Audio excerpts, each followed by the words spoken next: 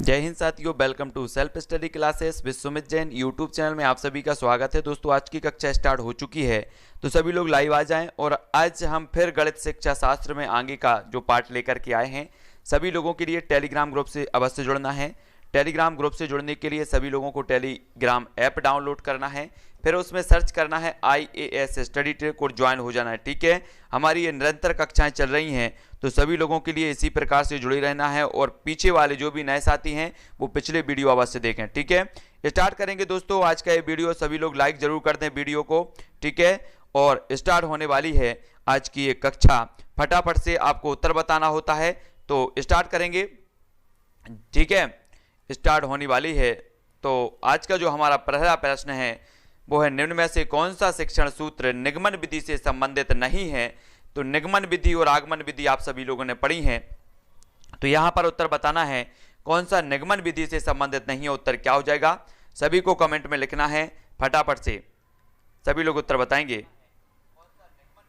तो उत्तर क्या हो जाएगा, प्रश्न क्रमांक 122 का उत्तर बताएंगे, सामान्य से विशिष्ट, सूक्ष्म से स्थूल, नियम से उदाहरण, अज्ञात से ज्ञात की ओर। तब आपका जो उत्तर होगा दोस्तों वो क्या होगा। तो जितेंद्र जी, सुरेंद्र जी, बहुत बढ़िया, डी नंबर इसका सही होगा, है ना। शिक्षण सूत्र निगमन विधि से संबंधित नहीं है, तो वो अज्ञात से ज्ञात की ओर, निगमन विधि से संबंधित नहीं है, यानी कि जो डी नंबर का है वो इसका सही होगा। निगमन विधि के मूल तथ्य देखो, नियम से उदाहरण की ओर, है ना, सामान्य से विशिष्ट की ओर, सूक्ष्म से स्थूल की ओर, ये जो होते हैं वो निगमन विधि के उदाहरण होते हैं। ये इस प्रकार से आपको याद रख लेना है। आगमन और निगमन विधि सभी लोगों को पढ़ना है। ठीक है, तो निगमन विधि में क्या होता है, नियम से उदाहरण की ओर, सामान्य से विशिष्ट की ओर, सूक्ष्म से स्थूल की ओर, ये क्या है, निगमन विधि है। ठीक है, निम्न में से कौन सा परियोजना विधि का मुख्य सिद्धांत नहीं है। तब हमें उत्तर बताना है, सभी लोग उत्तर बताएंगे, फटाफट से बताएंगे। साथ सही लोग, आपका जो परियोजना विधि का मुख्य सिद्धांत नहीं है, करके सीखना, जीवन से सीखना, विद्यार्थियों के सहयोग एवं साहचर्य से सीखना, या फिर रटकर याद करना। तब आपका उत्तर क्या हो जाएगा, 123 का सभी लोगों को बताना है। सभी को जय हिंद, सभी को गुड आफ्टरनून, सभी लोग जल्दी जल्दी से उत्तर बताना है। उत्तर क्या होगा, मोस्ट इंपोर्टेंट है। तो कौन सा परियोजना विधि का मुख्य सिद्धांत नहीं है, तब आपका उत्तर क्या हो जाएगा। तो सभी लोगों ने जो उत्तर बताया है, कुछ लोग बता रहे हैं डी, बहुत बढ़िया, डी आंसर बिल्कुल सही है। आप लोगों का परियोजना विधि का मुख्य सिद्धांत नहीं है, तो रटकर याद करना ये नहीं है, तो याद रख लेना हमें। ठीक है, परियोजना विधि बाल केंद्रित व स्वयं करके सीखने की विधि है, जो दैनिक जीवन से संबंधित होता है। इसमें बहुत सारे विद्यार्थी मिलकर कार्य करते हैं तथा स्वतंत्र चिंतन करते हैं। इस विधि के जन्मदाता माने जाते हैं किलपैट्रिक। अगर आपसे पूछा जाएगा, क्या पूछा जाएगा कि ये जो विधि है, कौन सी विधि, परियोजना विधि, परियोजना विधि के जो जन्मदाता माने जाते हैं वो कौन माने जाते हैं, तो किलपैट्रिक महोदय माने जाते हैं। ये चीज आपको याद रख लेनी है। अगला प्रश्न है, आगमन विधि निम्न में से किसके लिए उपयुक्त है। तब आपको उत्तर बताना है। प्रश्न क्रमांक 124 का सभी लोग उत्तर बताएंगे। आगमन विधि किसके लिए उपयुक्त है, सूत्र स्थापित करने के लिए, सवाल को सूत्र द्वारा हल करने के लिए, सवाल को समझने के लिए, या फिर सवाल को बनाने के लिए। तब आपका उत्तर क्या हो जाएगा, 124 का उत्तर सभी लोगों को बताना है। ये मोस्ट इंपॉर्टेंट है, तो जल्दी से बताओ आगमन विधि निम्न में से किसके लिए उपयुक्त है। तब आप सभी का जो उत्तर आ रहा है, कुछ लोग सी बता रहे हैं, कुछ लोग बी बता रहे हैं, उत्तर हो जाएगा ए मतलब सूत्र स्थापित करने के लिए। आगमन विधि सूत्र स्थापित करने के लिए आगमन विधि का प्रयोग किया जाता है। इसकी क्रिया विधि विशेष से सामान्य की ओर प्रवृत्त होती है, विशेष से सामान्य की ओर प्रवृत्त होती है, जबकि निगमात्मक विधि सामान्य से विशेष की ओर। याद रख लेना, निगमनात्मक विधि जो है वो सामान्य से विशेष की ओर, और जो आगमन विधि है वो विशेष से सामान्य की ओर होती है। तो ये चीज आपको याद रख लेनी है। अगला हमारा क्वेश्चन है दोस्तों, और खेल विधि के जन्मदाता कौन है। तब हमें उत्तर बताना है। 125 का उत्तर सभी लोग बताएंगे।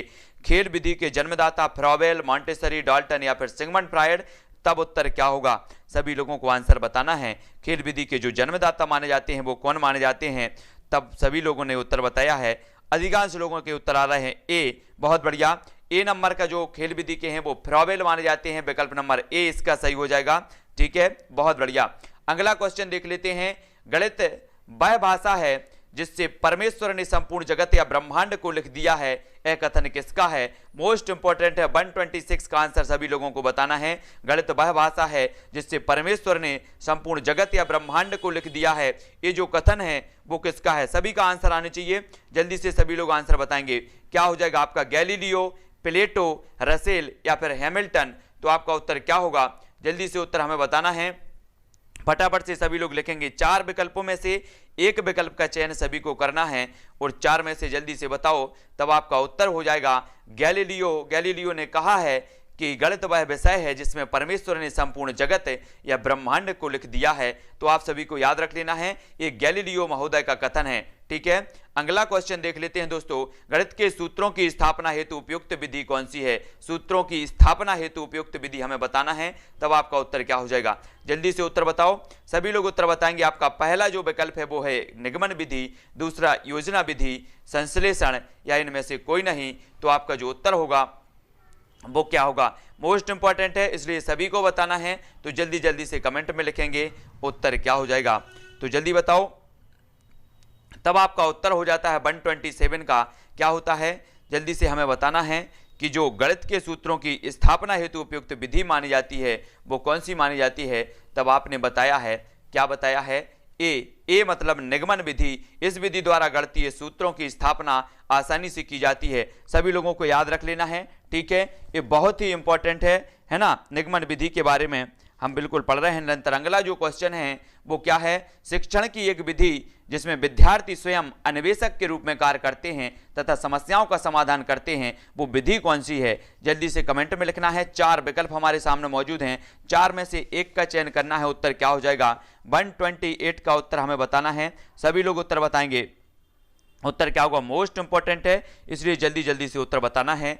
तब आपका उत्तर क्या होगा दोस्तों, उत्तर हो जाएगा 128 का आपका है मतलब अनुसंधान विधि में विद्यार्थी स्वयं अन्वेषक के रूप में होता है, मतलब जो विकल्प नंबर डी है वो इसका सही हो जाएगा। ठीक है, बहुत बढ़िया आंसर सभी लोगों के, भूपेंद्र जी, मंगल जी, गोपाल जी, पुष्पेंद्र जी। अगला क्वेश्चन है, कक्षा में अधिगम की गतिविधि आयोजित करने में अत्यंत प्रभावशाली कारक निम्न में से कौन सा है। कक्षा में अधिगम की गतिविधि आयोजित करने में अत्यंत प्रभावशाली जो कारक माना जाता है वो कौन सा कारक माना जाता है, सभी लोगों को आंसर बताना। अभिप्रेरण, अनुशासन, पाठ्य विवरण या फिर श्रव्य दृश्य सामग्री। तो 129 का आंसर क्या हो जाएगा, जल्दी से सभी लोगों को बताना है। जो भी हमारे नए साथी हैं वो जो है सब्सक्राइब जरूर कर लेना। ठीक है, वीडियो को सभी को लाइक करना है। तो 129 का जो आंसर हो जाएगा वो क्या हो जाएगा, वो हो जाएगा अभिप्रेरण। कक्षा में अधिगम की गतिविधि आयोजित करने में अत्यंत प्रभावशाली कारक है तो वो है अभिप्रेरण, यानी कि जो विकल्प नंबर ए है वो इसका सही हो जाएगा। ठीक है, बहुत बढ़िया आंसर सभी लोगों के। अधिगम की गतिविधि आयोजित करने में दृश्य श्रव्य सहायक सामग्री का प्रयोग एक प्रभावशाली कारक है। अभिप्रेरण अधिगम गतिविधि प्रारंभ करने की पहली क्रिया है, तो सभी को याद रख लेना है। गणित शिक्षण की विधि जो छोटी कक्षाओं को पढ़ाने के लिए उपयुक्त नहीं है वह कौन सी है, छोटी कक्षाओं के लिए उपयुक्त नहीं मानी जाती वो कौन सी है, तब आपको बताना है। 4 विकल्प हैं, फटाफट से उत्तर बताना है। उत्तर क्या हो जाएगा, मोस्ट इंपॉर्टेंट, विश्लेषण विधि, प्रयोगशाला विधि, व्याख्यान विधि है, फिर आगमन निगमन विधि।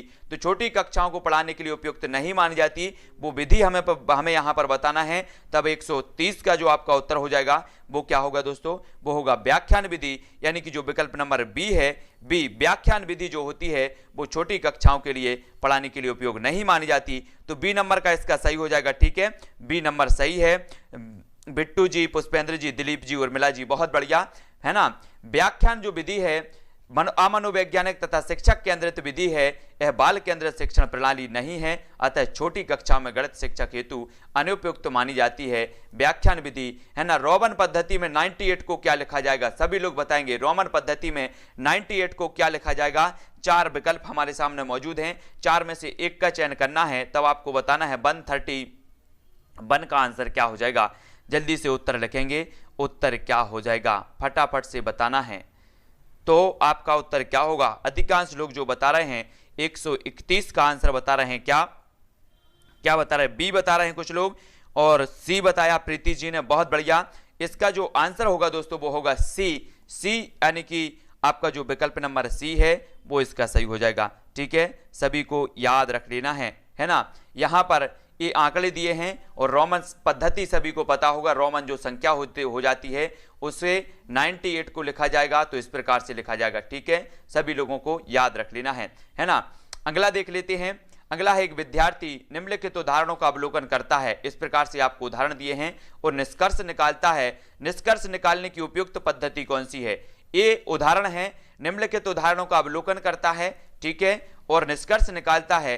ये आपका सूत्र है और ये पद्धति कौन सी मानी जाएगी, निष्कर्ष निकालने की जो उपयुक्त पद्धति है ये पद्धति कौन सी है, सभी लोगों को उत्तर बताना है। 132 का उत्तर सभी लोग बताएंगे, मोस्ट इंपॉर्टेंट प्रश्न है। तब आपका उत्तर क्या हो जाएगा, 132 का आंसर बताना है दोस्तों।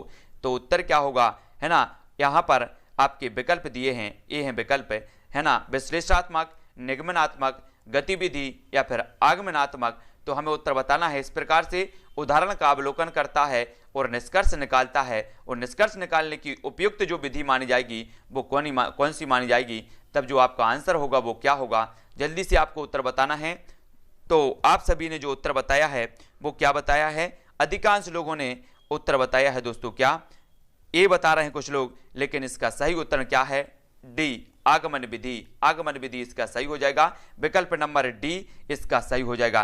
ठीक है ना, विकल्प नंबर डी क्या दिया है, यहां पर उदाहरण दिया है, उदाहरण का अवलोकन कर रहे हैं। और आगमन विधि में क्या होता है आप सभी को पता है, आगमन विधि में हम क्या करते हैं, देखो यहां पर देखते हैं, जो आगमन पद्धति है प्रश्न को विस्तृत रूप से संक्षिप्त में हल करके परिवर्तित करती है। निम्नलिखित समीकरण में छात्र इसी पद्धति का प्रयोग करता है। आगमन पद्धति की दिशा देखो, यहां पर आगमन पद्धति में क्या होता है, विशेष से सामान्य की ओर, उदाहरण से नियम की ओर और प्रश्न से सूत्र की ओर। यहां पर आपको याद रख लेना है ना, पहले प्रश्न दिया है ना, तो अपन सूत्र की ओर जा रहे हैं तो वहां पर आगमन विधि होगी, उदाहरण दिया है नियम की ओर जा रहे हैं और विशेष से सामान्य की ओर जा रहे हैं तो आगमन पद्धति होगी। आपको याद कर लेना है आगमन और निगमन पद्धतियों के बारे में किस प्रकार से होता है। तब आपको बताना है कि कक्षा 9वीं में निर्देशांक ज्यामिति परिचय कराने के लिए उपयुक्त उपागम है तो क्या है, 133 का आंसर सभी लोगों को बताना है। उत्तर क्या हो जाएगा, पुष्पेंद्र जी, पूजा जी, अमर जी, उत्तर बताना है 133 का। सभी लोगों का आंसर आएगा प्रौद्योगिकी समाकलन का उपयोग करते हुए निर्देशन, समस्या समाधान, व्याख्यान पद्धति या भूमिका निर्वाह, रोल प्ले। तब आपका 133 का आंसर क्या हो जाएगा, सभी लोगों का आंसर आनी चाहिए 133 का जो आंसर हो जाएगा दोस्तों कि कक्षा 9वीं में निर्देशांक ज्यामिति परिचय कराने के लिए उपयुक्त उपागम है तो वो है समस्या समाधान, यानी कि जो विकल्प नंबर बी है वो इसका सही हो जाएगा, बी नंबर का सही है। कक्षा 9वीं में निर्देशांक ज्यामिति परिचय कराने के लिए कक्षा 9 में ज्यामिति संबंधित प्रश्नों की समस्याओं का समाधान कराना एक अधिक प्रभावशाली उपागम है, क्योंकि कक्षा 9वीं में छात्रों को प्रश्नों के हलों की वैकल्पिक विधि का ज्ञान लगभग हो जाता है। तो याद रख लेना है, कक्ष में गणित की भाषा विकसित करने के लिए 4 चरण इस क्रम में है। गणित की भाषा विकसित करने के लिए ये 4 चरण हैं, तो 4 चरण में से जो है हमें बताना है कि कौन सा चरण उपयुक्त है। जल्दी से बताओ, प्रतिदिन की भाषा क्या करना है, गणित की भाषा विकसित करने के लिए बताना है इस क्रम में, तो कौन सा क्रम इसका सही होगा। 134 का उत्तर बताएं, सभी लोग बताना है। तब आपका उत्तर क्या हो जाएगा, प्रतिदिन की भाषा, गणितीय परिस्थिति की भाषा, गणित की समस्याओं को हल करने की भाषा, प्रतीकात्मक भाषा। ऐसा हमें क्रम बताना है कि ये क्रम आपका सही रहेगा। तब आपका ए नंबर ए है, बी नंबर बी है, सी है और डी है। तो उत्तर क्या हो जाएगा, हमें यहां पर प्रश्न जो दिया है वो क्या दिया है, हमें बताया गया है कि हमें गणित की भाषा विकसित करने के लिए 4 चरणों में से कौन सा आपका क्रमबद्ध होगा। तब आपका विकल्प नंबर ए सही होगा। सबसे पहले गणितीय परिस्थिति की भाषा, गणित की समस्याओं को हल करने की भाषा और प्रतीकात्मक भाषा, यानी कि जो विकल्प नंबर ए है वो इसका सही हो जाएगा। ठीक है, ए नंबर का सही है ना। अगला क्वेश्चन देख लेते हैं दोस्तों।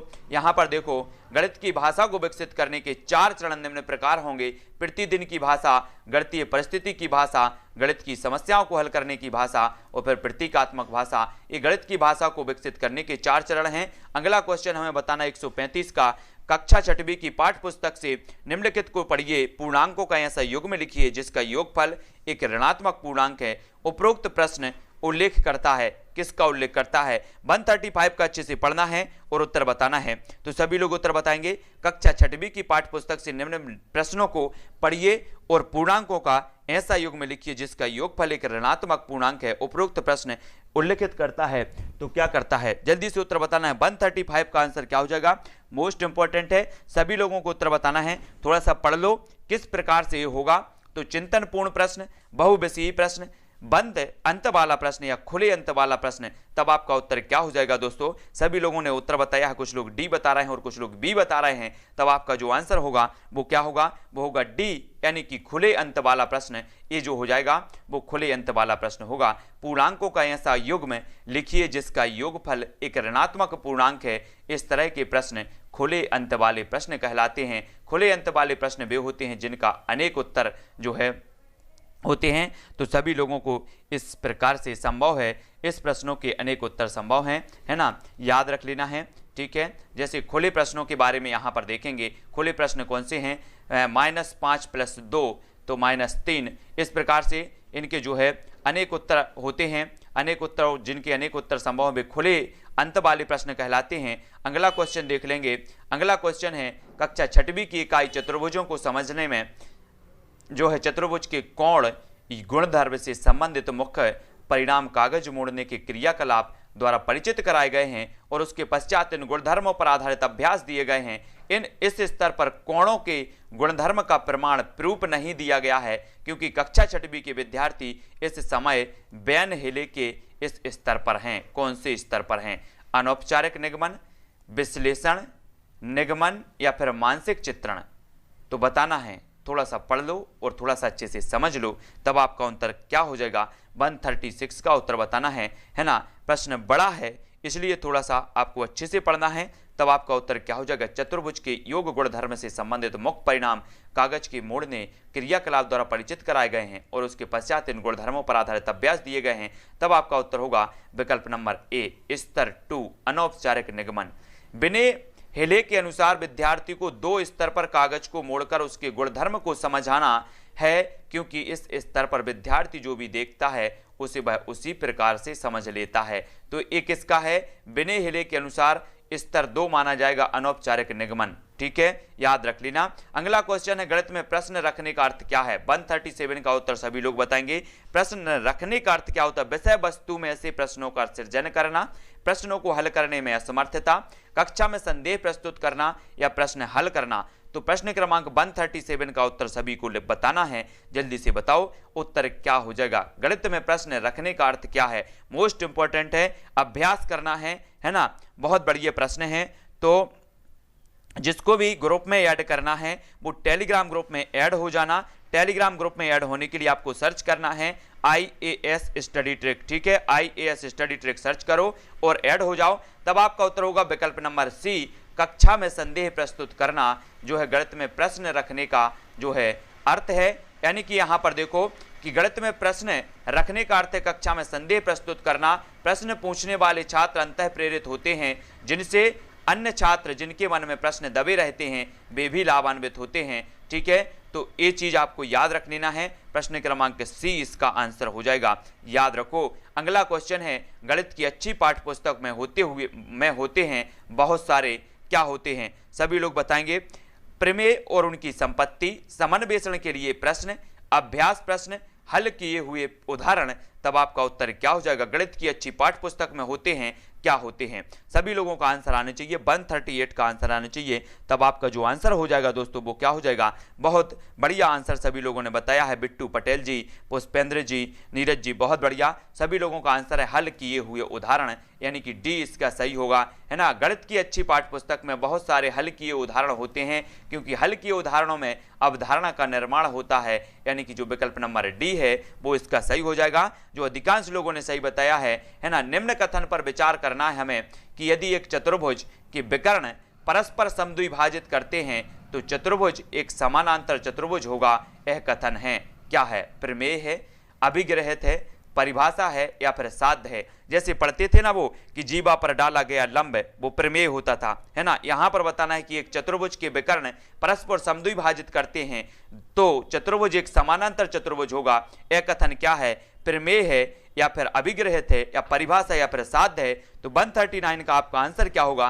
तब आप सभी ने बताया है कि ये जो है वो साध्य है, अर्थात जो विकल्प नंबर डी है वो इसका सही हो जाएगा। यह साध्य कथन है, इसका अर्थ यह है कि इस प्रकार के चतुर्भुज निर्माण में विकर्णों में ऐसी उत्पत्ति दर्शित होती है, मतलब ये साध्य माना जाएगा, विकल्प नंबर डी माना जाएगा। ठीक है, और प्रमेय जब हम पढ़ते हैं तो बोलते हैं कि सिद्ध करो कि ऐसे से ऐसा होगा, ऐसे से ऐसे, फलाने से ढकाने, इस प्रकार से आता है। ठीक है, तो आप सभी ने प्रमेय पढ़ी है कक्षा 10वीं में, सभी लोग पढ़ते थे, है ना, पाइथागोरस प्रमेय, और सभी लोग प्रमेय पढ़ते थे। अब हमें उत्तर बताना है, गणित में प्रदर्श उल्लेख नहीं करता तो क्या नहीं करता। 140 का आंसर सभी लोगों को बताना है। उत्तर क्या हो जाएगा? गोपाल जी, एकता जी, सभी लोगों को उत्तर बताना है। गणित में प्रदर्श उल्लेख नहीं करता, दो चरों के मध्य संबंध को समीकरण में व्यक्त करना, संख्या श्रेणी को ज्यामितीय प्रतिरूप में व्यक्त करना, एक महत्वपूर्ण ज्यामितीय परिणाम को प्रमेय में व्यक्त करना, या दिए गए आंकड़ों को आलेख द्वारा व्यक्त करना। तो गणित में प्रदर्श उल्लेख नहीं करता तो क्या नहीं कर सकता,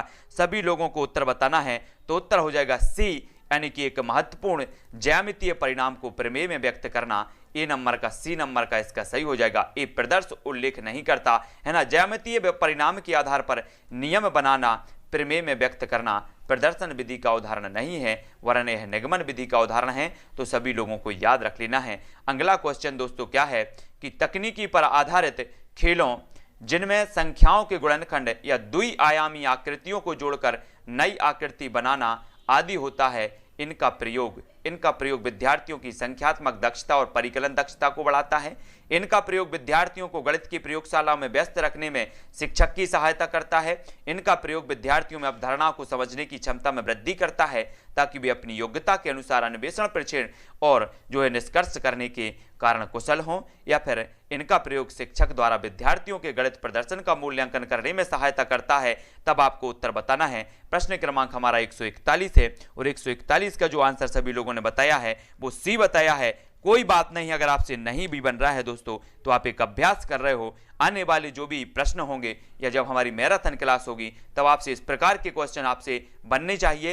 यानी कि सी नंबर इसका जो बताया है सभी लोगों ने कि विद्यार्थियों में अवधारणा को समझने की क्षमता में वृद्धि करता है, ताकि वे अपनी योग्यता के अनुसार अन्वेषण, प्रेक्षण, निष्कर्ष करने के कारण कुशल हो जाते हैं। बहुत बढ़िया आंसर, सभी लोगों ने बिल्कुल सही आंसर दिया है। याद रख लेना है, अन्वेषण विधि को और किस नाम से जाना जाता है? तो 142 का आंसर बताना है। दोस्तों छोटे छोटे आंसर सभी लोग कर जाते हैं, और बड़े आंसरों से डर करके कुछ लोग भाग जाते हैं और कुछ लोग गलत करके आते हैं। तब आप सभी को बहुत अच्छे से पढ़ना है, अन्वेषण विधि को और किस नाम से जाना जाता है। और आपने देखा होगा कि बड़े आंसर ज्यादातर पूछे जाते हैं, और बड़े आंसर को देख करके दिमाग चकरा जाता है जिनका अभ्यास नहीं होता है। तो आपको अभ्यास करना है, क्या है अन्वेषण विधि को और किस नाम से जाना जाता है, तब आपका आंसर क्या होगा। सभी लोगों ने जो उत्तर बताया है वो बताया ह्यूरिस्टिक विधि, यानी कि जो विकल्प नंबर सी है वो इसका सही हो जाएगा। बहुत बढ़िया आंसर, अन्वेषण विधि को ह्यूरिस्टिक विधि अथवा खोज विधि के नाम से जाना जाता है। इसके प्रवर्तक आर्मस्ट्रांग थे। यह एक बाल केंद्रित शिक्षा प्रणाली है जिसमें छात्र स्वयं खोजकर सीखता है। बहुत बढ़िया आंसर, अन्वेषण विधि को खोज विधि भी कहा जाता है, याद रख लेना है, ह्यूरिस्टिक विधि भी कहा जाता है। इसके आर्मस्ट्रांग जो है प्रवर्तक माने जाते हैं, ये चीज सभी को याद रख लेनी है। सरसों का पुष्प पढ़ाते हुए निम्नलिखित में सर्वाधिक उपयुक्त पद्धति कौन सी है? आप सरसों का पुष्प पढ़ा रहे हैं तो कौन सी पद्धति उपयुक्त मानी जाएगी? अवलोकन, क्षेत्र भ्रमण, व्याख्यान पद्धति या फिर चर्चा पद्धति? सभी को आंसर बताना है। तब आपका जो आंसर हो जाएगा दोस्तों वो क्या होगा? मोस्ट इंपॉर्टेंट है 143 का जो आंसर होगा। सभी लोगों का जो आंसर आ रहा है, कुछ लोग सी बता रहे हैं, कुछ लोग ए बता रहे हैं, और आपका जो आंसर हो जाएगा वो क्या हो जाएगा? वो हो जाएगा सी, यानी कि क्षेत्र भ्रमण पद्धति जो होगी वो सबसे उपयुक्त मानी जाएगी। तो ये चीज सभी को याद रख लेनी है। उपरोक्त में सरसों का पुष्प पढ़ने के लिए छात्रों में क्षेत्र भ्रमण के लिए जाना सबसे उपयुक्त माध्यम है। इसमें छात्रों में पुष्प के स्वभाव, आवास आदि की भी जानकारी हो सकेगी तथा विषय बहुत रुचिकर हो सकेगा। तब हमारा अगला प्रश्न है, निम्न में से कौन सी क्रिया आधारित शिक्षण क्रिया आधारित शिक्षण विधि नहीं है? तो क्रिया आधारित कौन सी नहीं है सभी को बताना है। सोनम जी, प्रीति जी, पूनम जी, भूपेंद्र जी, सभी लोगों का आंसर आने चाहिए। निम्न में से कौन सी क्रिया आधारित शिक्षण विधि नहीं है? तो क्रिया आधारित बताना है। तब आपका आंसर क्या हो जाएगा? 144 का सभी लोगों को उत्तर बताना है। तो आपका जो आंसर होगा दोस्तों वो क्या हो जाएगा?